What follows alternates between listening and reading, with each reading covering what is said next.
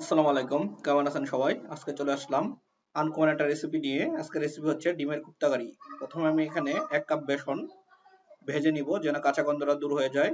তারপর এখানে আমি 2টা মিডিয়াম সাইজের আলু সিদ্ধ করে নিয়েছি আর 3টা ডিম সিদ্ধ করে নিয়েছি। ডিমগুলোকে একটা কাঁটা চামচের সাহায্যে ম্যাশ করে নিব। তারপর ডিম আর আলুগুলাকে মিক্স করে নিব। এর মধ্যে পেঁয়াজ কুচি, কাঁচামরিচ কুচি, স্বাদ মতো লবণ, হলুদের গুঁড়া, ধনে গুঁড়া, মরিচের গুঁড়া, গরম মশলার গুঁড়া, হাফ চামচ আদা, হাফ চামচ রসুন আর ভেজে রাখা বেসনগুলা দিয়ে হাত দিয়ে ভালোভাবে মিক্স করে নিব। ভালোভাবে মিক্স করে নেওয়ার পর অল্প একটু মিক্সিংটা নিয়ে হাত দিয়ে গোল গোল করে নিব। এভাবে সবগুলা বানিয়ে নিব। তারপর একটা প্যানে তেল দিয়ে ওই গোল গোল করে রাখা ডিম আর আলুর মিশ্রণটাকে ভেজে নিব।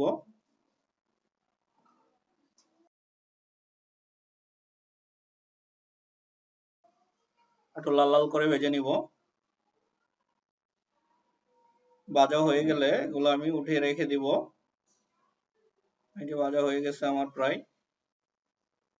ভাজা হয়ে গেলে আমি এটা উঠে রেখে আর একটা প্যানে একটু তেল দিয়ে তার মধ্যে পেঁয়াজগুলো একটু ভেজে নিব। পেঁয়াজগুলো লাল লাল হয়ে আসলে তার মধ্যে পানি দিয়ে দিব। এবার হাফ চামচ আদা, হাফ চামচ রসুন, হলুদের গুঁড়া, মরিচের গুঁড়া, স্বাদ মতো লবণ,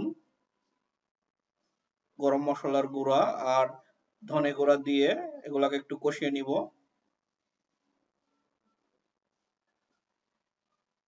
কষানো শেষ হয়ে গেলে এর মধ্যে টমেটো কুচি অ্যাড করব। টমেটো কুচিগুলোকে ভালোভাবে মিক্স করে একটু কষিয়ে নিব। আমি এখানে একটু পানি অ্যাড করে টমেটো গুলাকে একদম সিদ্ধ করে নিব।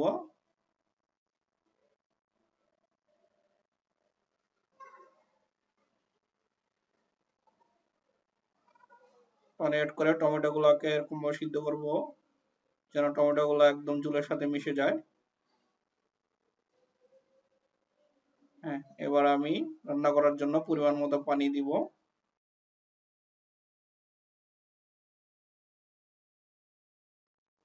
ঢাকনা দিয়ে ঢেকে একটু রান্না করব। যখন ফুল বলক আসবে তখন আমি ভেজে রাখা ডিম আর আলুর মিশ্রণ গুলাকে দিয়ে দিব। দিয়ে কাঁচামরিচ কুচি দিয়ে আরো কিছুক্ষণ রান্না করব। ঝোলটা যখন আঠা আঠা হয়ে আসবে তখনই নামিয়ে ফেলবো। হয়ে গেল আমার আনকমন এই রেসিপিটি। এটাকে ডিমের কুপ্তাকারি বলে। এটা খেয়ে এভাবে রান্না করে খেয়ে দেখবেন। এটা খেতে খুবই মজাদার হয়। Thank you for watching. ভালো থাকবেন। আল্লাহ হাফেজ।